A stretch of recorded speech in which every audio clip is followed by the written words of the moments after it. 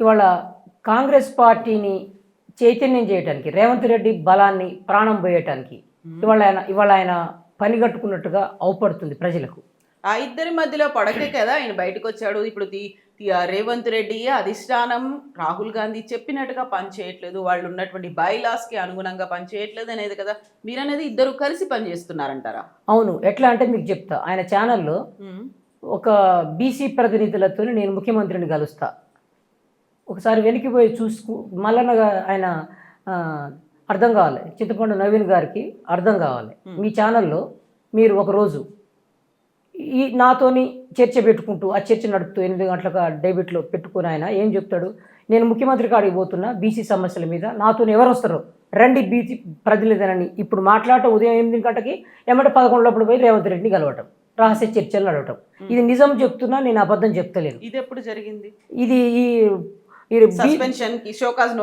ముందు బీసీ వాదం ఆయన పట్టుకుంటున్నా, బీసీల సంక్షేమం గురించి మాట్లాడుతున్నా, నేను నాయకుని చెప్పుకొని వచ్చే క్రమం సంగతి చెప్తా ఉన్నా. మిర్యాల కూడా సభ జరగక ముందు సంగతి చెప్తున్నా. ఓకే, ఇప్పుడు బోధన రండి బీసీల ప్రతినిధుల గురించి చర్చిద్దాం, నాతో ఎవరు వస్తారు రండి అని చెప్పి చెప్పటము, ఆయనే పోయి ఎవరినో ఒకరిని తీసుకొని పోయి కలవటం.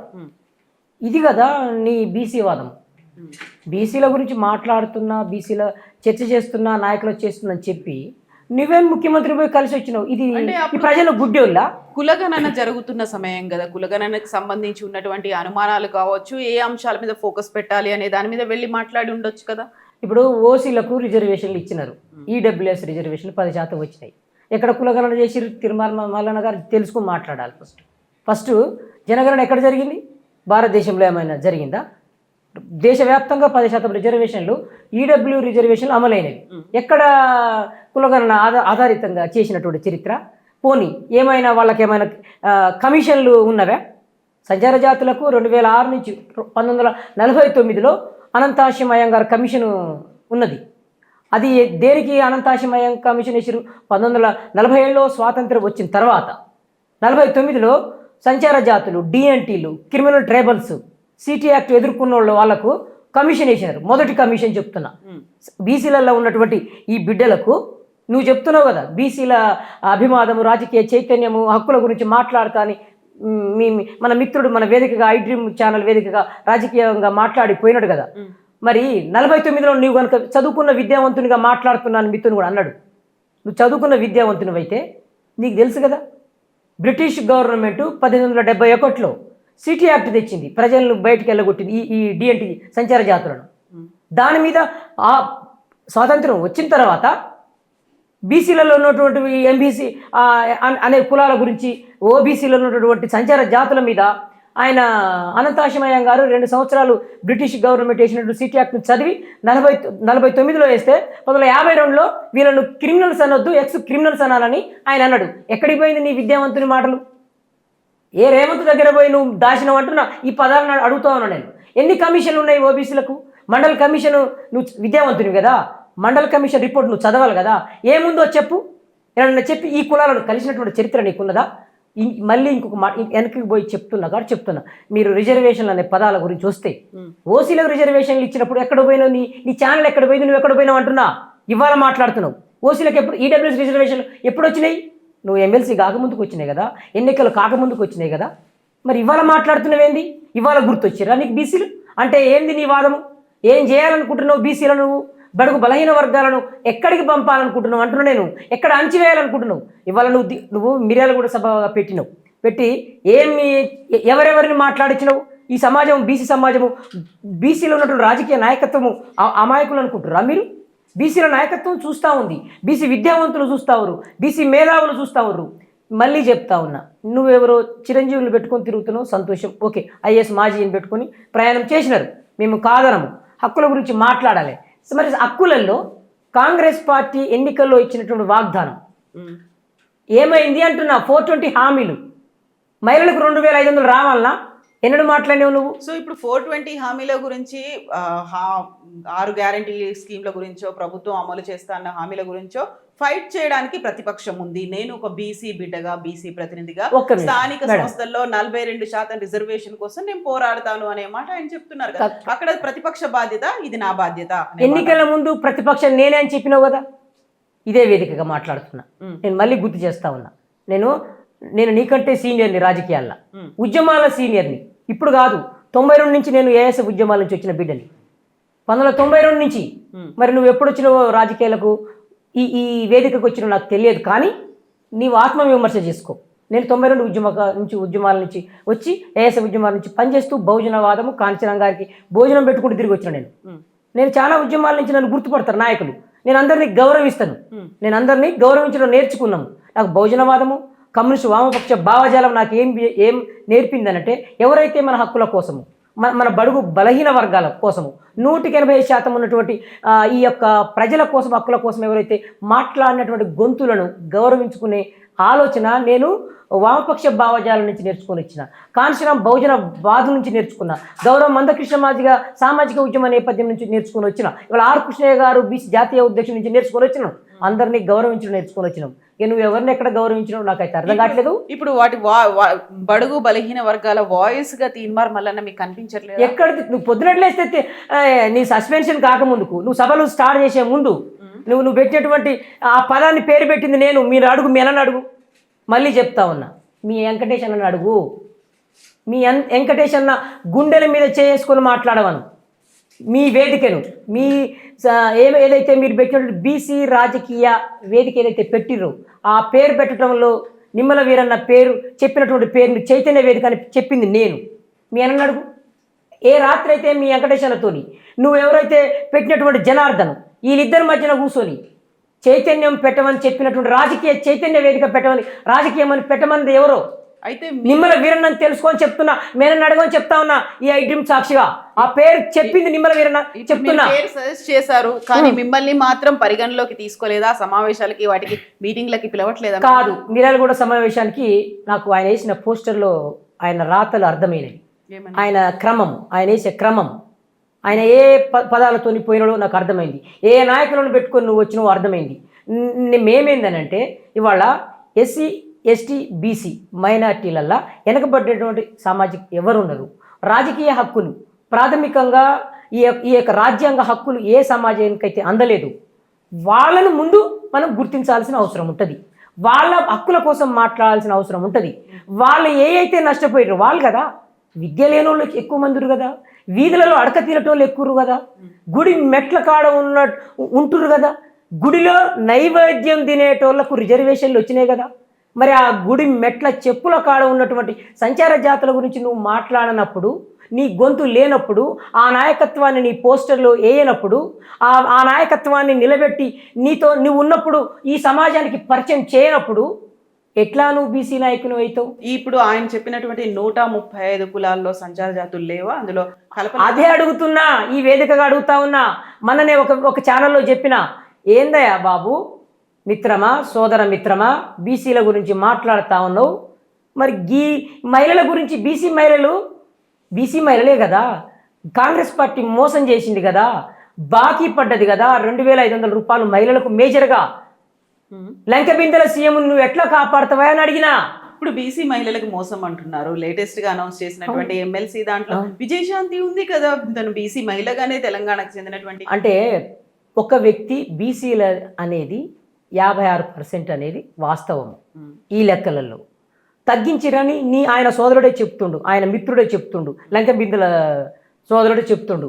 ఆయన రేవంత్ ఈయన పోయి కలిసిన సందర్భాలు మళ్ళీ చెప్తా ఉన్నా. ఎంత వెనకేసుకొచ్చినా ఆయన చేసిన నిర్వాహకం, ఢిల్లీకి ఇప్పటికీ 30 సార్లు పైగా పోయినటువంటి సీఎం, 39గా 99 సార్లు అయినా పోతా అంటున్నారు కదా. నువ్వు ఢిల్లీ గులాం నువ్వు అని అంటున్నా నేను. ఒక పార్టీ ఏమో గుజరాత్ గులాం అంటది, ఇంకొక పార్టీనేమో తీసుకుపోయి తాకట్టు పెడుతురు తెలంగాణ ఆత్మగౌరవాన్ని. తెలంగాణ ఆత్మగౌరవం కేసీఆర్తోనేనని మేము అంటున్నాం. ఎందుకు ఈ మాట చెప్తున్నాం? ఇక్కడ సంక్షేమ పథకాలు అప్పులు చేసిండు రేవంత్, ఎక్కడికి పోయినాయి? కాంట్రాక్ట్ జేబుల్లోకి పోయినాయి. మరి కాంట్రాక్టు దాంట్లో రిజర్వేషన్లు ఇస్తారని చెప్పారు. ఎంత ఇచ్చిరని ఎందుకు అడుగుతలేడు తీర్మానం వలన? ఈ చింతపండు నవ్విను, నా కొడుకులారా రెడ్లరా ఎందుకురా మీకు ఆస్తులు అన్నావు కదా, వాళ్ళని చైతన్యం చేయటానికి, రెడ్లలో ఐక్యత చేయటానికి మాత్రమే ఆయన ఉసిగొలిపినాడు రేవంత్ రెడ్డి. బీసీల కోసం కాదా? ఎక్కడిది?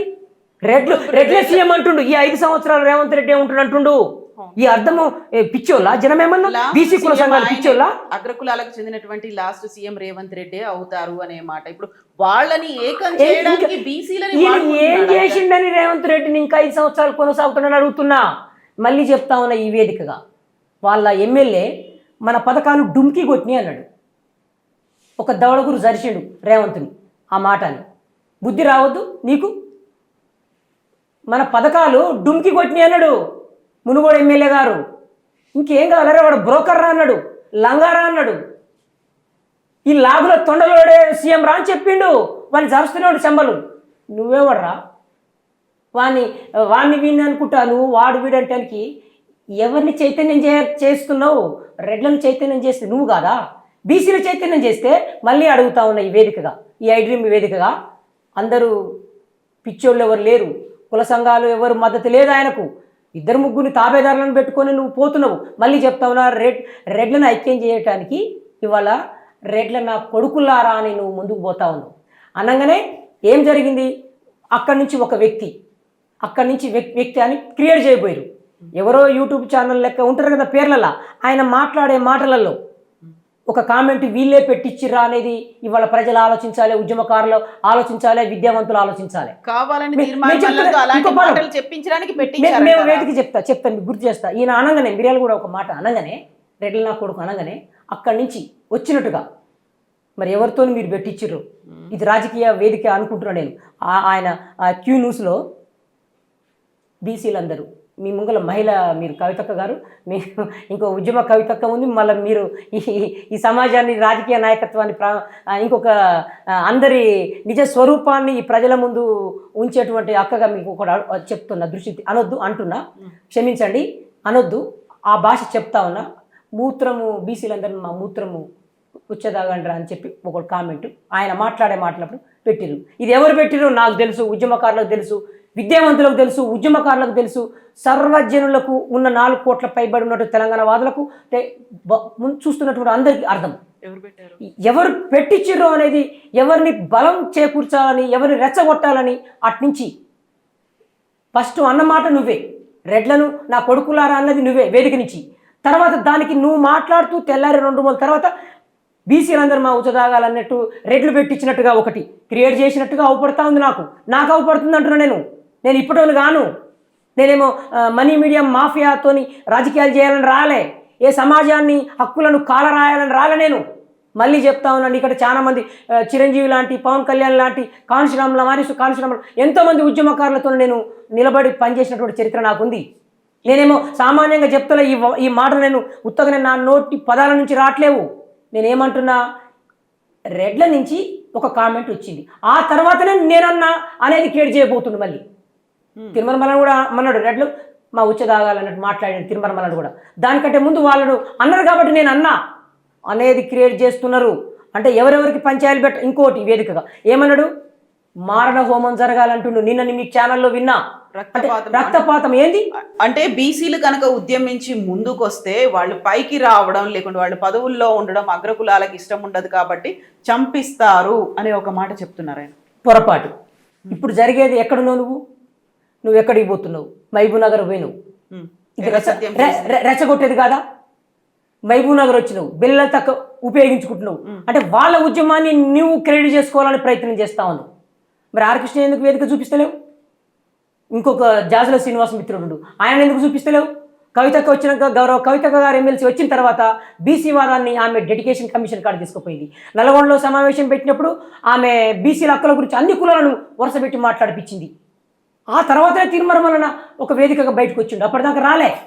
నల్లగొండ సమావేశం అయిన తర్వాత, వికారాబాదు కవితక్క సమావేశం అయిన తర్వాత, ఇటు కరీంనగర్ ఈ సమావేశాలు అయిన తర్వాతనే తిరుమల మల్లన బీసీల వాదానికి డైవర్ట్ అయినాడు. మళ్ళీ మీకు గుర్తు చేస్తా ఉన్న విద్యావంతులారా, రాజకీయ నాయకుల సంఘ నాయకులారా, ఒకసారి ఆయన ఎప్పుడు బీసీ వాదాలకు వచ్చిరో ఒక ఛానల్, ఆయన ఛానల్ ఉంది కదా, ఈ ఛానల్ పేరు ఉందా? క్యూ అనే సింబల్. కమల్ హాసన్ సినిమాలో ఒక వ్యక్తిని చంపుతాడు. ఆయన లైవ్ ప్రోగ్రాం పెట్టి భారతీయుడు సినిమాలో ఒక అవినీతి వ్యక్తిని కిడ్నాప్ చేసి చంపే ముందు వచ్చిన పేరే, కమల్ హాసన్ చూపించిన పేరే ఈయన పెట్టుకొని తిరుగుతున్నాడు. అది డూప్లికేటే. మీరు ఇప్పుడు ఒక మాట అన్నారు, అవును కావాలని రెచ్చగొట్టే ప్రయత్నమో లేకపోతే పక్కదారి పట్టించే ప్రయత్నమో అనేది. ఇప్పుడు అక్కడ అంతా వాళ్ళు ఒకటి క్రియేట్ చేసి పెట్టుకున్నారు సీన్, దాన్ని ముందుండి నడిపిస్తోంది తీన్మార్ మల్లన్న అయితే వెనకాల ఉంది ఎవరు అంటారు మీరు? రేవంతే ఉన్నాడు అంటున్నాను నేను. సో ఇద్దరు ఎందుకంటున్నా చెప్పనా? రేవంత్ని తిట్టినట్టే అవపడతాడు, రెడ్లను తిట్టినట్టే అవపడతాడు. ఈయన ఛానల్లో పొద్దునట్టు లేవంగానే మా రాహుల్ గాంధీ అంటాడు, మా రాహుల్ గాంధీ ఎజెండా అంటాడు. ఏంది నీ రాహుల్ గాంధీ ఎజెండా? ఏంది? నీ రాహుల్ గాంధీ పెట్టిన సీఎం కాడా? నీ రాహుల్ గాంధీ పెట్టిన సీఎంఏ కదా. నీ రాహుల్ గాంధీ పంపినటువంటి ఈ 100 కోట్లు తీసుకున్న, ముడుపులు తీసుకున్న లంక బిందెల సీఎంఏ కదా. 100 కోట్ల మీద ఎప్పుడన్నా మాట్లాడిందా తిరుమలన్న? హైడ్రా కూలుస్తుంటే, పేదల ఇండ్లు కూలుస్తుంటే ఎప్పుడన్నా తిరుమలన్న మాట్లాడిందా? ఎటుపోయినావు? బీసీల ఇండ్లు ఉన్నాయి కదా, అలా బడుగు బలహీన వర్గాలు ఉన్నారు కదా. మూసి పరివాహక ప్రాంతాల్లో కంపు నీరు ప్రవహిస్తున్నటువంటి పక్కన ఎవరు ఇండ్లు వేసుకొని ఉంటారు? కబ్జాలు చేస్తారు బీసీలు, ఎస్సీలు, బీసీలు, ముస్లింలు. పంపరి ఒక్కసారి మీ వేదికగా నేను సవాల్ చేస్తున్నా, నువ్వు కనుక నిజమైనటువంటి మానవత్వం, రాజకీయ ఆలోచన ఉంటే రండి, నేను చూపిస్తా.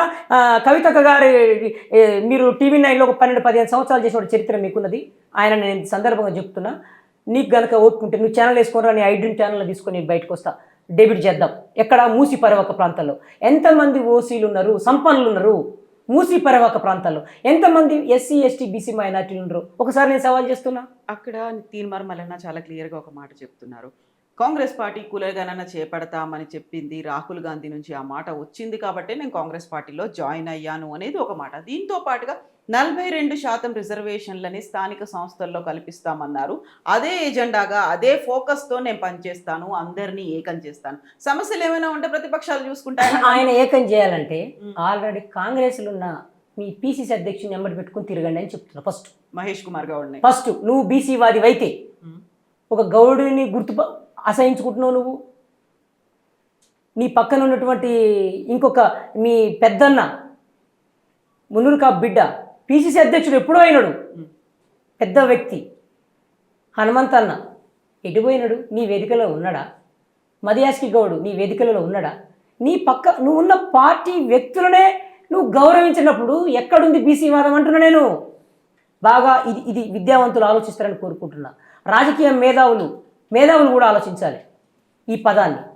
నీ పక్కన నీ పార్టీలో ఉన్నటువంటి బీసీలు లేకుండా ఎక్కడ బీసీ వాదం ఉంది? ఎక్కడుంది బీసీ వాదం? ఇది ప్రశ్నగా అవపడుతుంది అని అడుగుతా ఉన్నా. ఒకటి, నువ్వు TRS వాళ్ళు 2-3 కొత్తలో వచ్చినారు, చాలా మందిని చూసినాను, ఇవాళ లేరు వాళ్ళు. నీ సభలలో లేరు. ఎక్కడుంటారు నీ సభలలో చెప్పండి న్యాయంగా? ఆ డయాస్ నిండా ఉన్న వాళ్ళు ఎవరు మరి? స్థానిక సంస్థలు. ఇతను తీర్మార్ మల్లన్న అలియాస్ చింతపండు నవీన్ కేసీఆర్ ముఖ్యమంత్రి ఉన్న టైంలో ఈయన పాదయాత్ర పెట్టుకున్నాడు. అప్పుడు ఈయన పోయినప్పుడు ఎవరు ఇతనికి ఎక్కువ బలం లేదు, ఎక్కువ జనం లేరు. ఈయన ఎవరైతే ఈ 20-30-40 మందితో ప్రయాణం చేసినాడో ఎక్కడికి పోయినా వీళ్ళే ఉండేది. అప్పుడు బహుజనవాదులు ఉన్నారు వెంబటి. ఆ రోజు బహుజనవాదం ఉన్నది, అంబేద్కర్ వాదం ఉన్నది, విశారదం చెప్తున్నటువంటి ఆయన నేర్చుకుని వచ్చినటువంటి వాదం ఈయన దాంట్లో ఉన్నది. ఒక్క పైస ఇవ్వండి అన్న, ఒక్క ఛాయ్ పైసలు ఇవ్వండి అన్న ఆ వాదము బహుజనవాదము, కాన్షిరామ్ వాదం. అది ఒక నోటు ఇవ్వండి, ఒక నోటు ఒక ఓటు అని కాన్షిరామ్ ఇచ్చినటువంటి వాదం. అది బహుజనవాదాన్ని తీసుకొని నువ్వు మాట్లాడటం మూలన వాళ్ళ నీ అమ్మటి కొంతమంది బహుజనులు వచ్చినారు. కానీ రాజకీయ నాయకత్వం ఎక్కడా లేదు ఆయన బట్టి. ఆయన యూట్యూబ్ ఛానల్ తీసుకొని చూసినా ఎవరైనా అర్థమైంది. నేను విమర్శిస్తున్నది కాదు, సంచార జాతులు అనే పదాన్ని మాట్లాడతలేడు. ఓసీలకు EWS రిజర్వేషన్లు ఇచ్చినప్పుడు ఇవి సంచార జాతులు అని చెప్పలేకపోయినాడు. ఇవి నేను ఎందుకు చెప్తున్నా, ఈ EWS రిజర్వేషన్ సంచార జాతులని ఎందుకు స్పష్టంగా చెప్తా ఉన్నంటే 2006లో బాలకృష్ణ రేణుకే కమిషన్ వేసినది. వేస్తే ఆయన 2008లో రిపోర్ట్ ఇచ్చినాడు. ఏమన్నాడు? ఏముంది? వీళ్ళు SC STలలో ఉండాలి, కానీ ఇప్పటికే అన్యాయం జరిగినది కాబట్టి వీళ్ళకు సపరేట్గా denotified tribal and nomadic, semi nomadic ట్రైబల్స్గా రిజర్వేషన్లు ఇచ్చి వీళ్ళకు న్యాయం చేయాలని చెప్పినాడు. MP MLA నిధుల నుండి 15% నిధులను వీళ్ళ భూమి కొనుక్కొనుకు, ఇండ్ల కట్టుకుంటానికి, వీళ్ళ విద్యకు ఇవ్వాలని చెప్పిన కమిషన్ రిపోర్టు నువ్వు ఒక్క మాట అన్నవా? మరి ఎక్కడ బీసీల నాయకత్వం అంటే? ఇంకో విషయం కూడా చెప్తా ఉన్నా, ఎక్కడ వామపక్ష భావజాలంలో బీసీ ఉద్యమాలు ఉన్నవి, బీసీ నాయకులు ఉన్నారు. ఇటు పోతే బహుజనవాదులలో బీసీ వాదులు ఉన్నారు, మందకృష్ణ మాదిగ దగ్గర బీసీ వాదులు ఉన్నారు, గౌరవ ఆర్ కృష్ణ దగ్గర రాజశేఖర్ దగ్గర బీసీ వాదులు ఉన్నారు, ఇక్కడ బీఆర్ఎస్లో ఉన్నారు, ఇటు పోతే కాంగ్రెస్లో ఉన్నారు. ఏ వ్యక్తిని నువ్వు ఎమ్మటి లేకుండా నీకు ఏమి రహస్య ఒప్పందం అంటున్నా నేను. నీ కాంగ్రెస్ పార్టీలో ఉన్న బీసీలు లేకుండా, నీ మదియాసికి లేకుండా, ఇంకోళ్ళు లేకుండా. ఇంకో విషయం చెప్తా ఉన్నా, నువ్వు జైలు పోయినా నేను కొట్లాడినా, నిజమైన ప్రతిపక్షంగా కొట్లాడినా అంటున్నావు కదా. మరి అయ్యాల మీ మహిళ నువ్వు జైలు పోయినా అని అంటున్నావు. పోయినప్పుడు ఎక్కడ ఉంది, ఎవరెవరి పార్టీలు ఉన్నారు నీ ఎమ్మటి? ఈటల రాజేందర్ని కలిసినవా? తర్వాత బండి సంజయ్ గారిని కలిసినవా? అరవింద్ గారిని కలిసినవా? ఏరి ఇప్పుడు వాళ్ళు నీ వేదికలలో అని అడుగుతున్నా. వీళ్ళు బీసీ వాదులు కాదా? బీసీ నాయకులు కాదా? రాజకీయంలో గెలుపు ఓటములలో ఉన్నోళ్ళు వ్యక్తులు కదా. కాకపోతే ఇదేమి విడ్డూరం అని అడుగుతున్న రాజకీయాల్లో. కాకపోతే ఇప్పుడు రాజకీయ పార్టీలందరూ ఇలాంటి కొంతమంది లీడర్లని తమకు అనుకూలంగా మార్చుకున్నారు, అనుగుణంగా మాట్లాడేలా చేస్తున్నారు. వాళ్ళ ప్రయోజనాల కోసమే ఆ బీసీ లీడర్లు మంత్రులుగానో ఎమ్మెల్యేలుగానో ఎంపీలుగానో ఉన్నారు తప్ప బహుజన వాదాన్ని, ఎవరైతే మీరు చెప్తున్నటువంటి బీసీ వాదం ఉందో దీన్ని వినిపించట్లేదు. అందరినీ లీడర్లుగా తయారు చేయాలి, వాళ్ళకి కావలసినటువంటి అవకాశాలు కల్పించడానికి, సమాన అవకాశాలు కల్పించడానికి ఈ ఉద్యమం, పోరాటం అంటున్నారు. ఒక్క ఆలోచన చేయండి మళ్ళీ.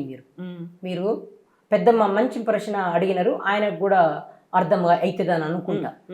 బీసీ నాయకత్వం ఉందని ఇదే వేదికగా మాట్లాడినాడు. బీసీ నాయకత్వం ఉన్నది అని అన్నాడు. మరి రాజకీయంగా గెలిచినోలే కదా నాయకత్వం అంటే.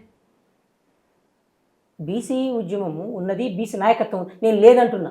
బీసీ ఉద్యమం అనేది ఆర్ కృష్ణయ్య గారు, ఆయన ఒక 40-45 సంవత్సరాలుగా ఫస్ట్ విద్య కావాలి, తర్వాత 1 by 1 వస్తుంది అని చెప్పిండు. ఇవాళ చర్చ నడుస్తుంది.